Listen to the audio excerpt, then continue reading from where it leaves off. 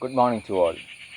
The first chapter of our first unit is Who Ate the Sun? Such a wonderful chapter. This chapter deals with three different questions. First one, what is a myth? Second one, what is the relevance of myth in the modern era? Third one, what are the examples of such myths in different civilizations? First question, what is myth? Etymologically, the word myth means stories or speech. It's a Greek word. There were some natural phenomena that early humans couldn't understand. They couldn't grasp what is happening in the nature. So they turned such phenomena or such realities into myths to transfer to the coming generations, either in the form of story or speech or folk songs.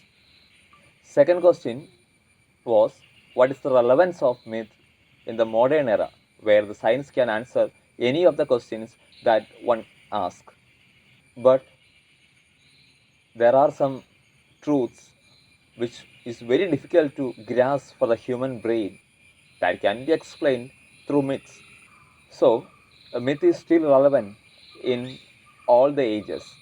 The third question was, what are the examples of such myths from the ancient civilizations?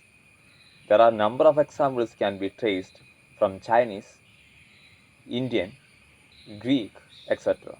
Let us examine it properly with the help of few images. The stories told about the solar eclipse are good examples of such myths.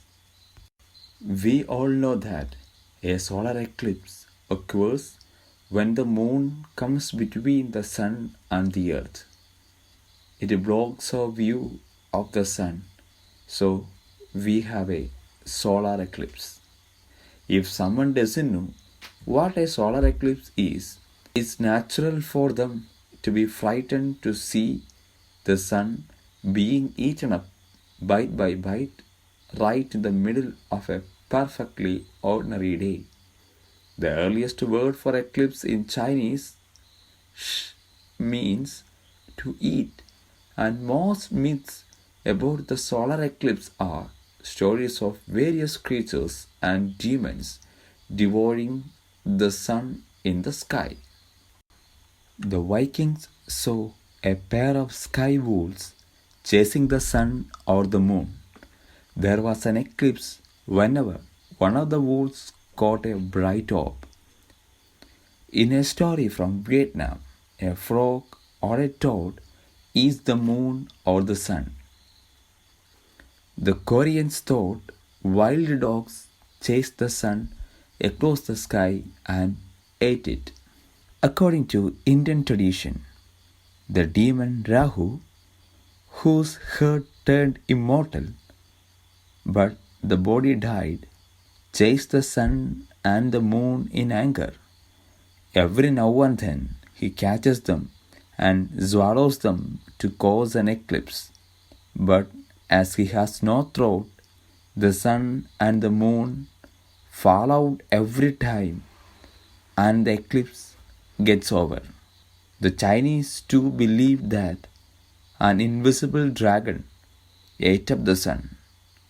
So they made a huge commotion to frighten away the dragon.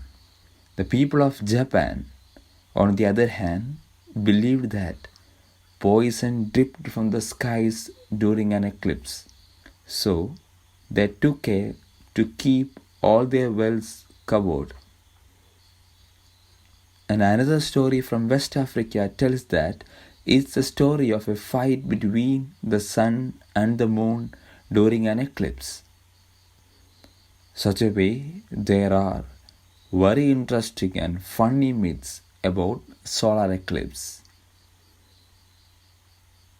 Try to find out few more from other civilizations and add to your library. Thank you. Have a nice day.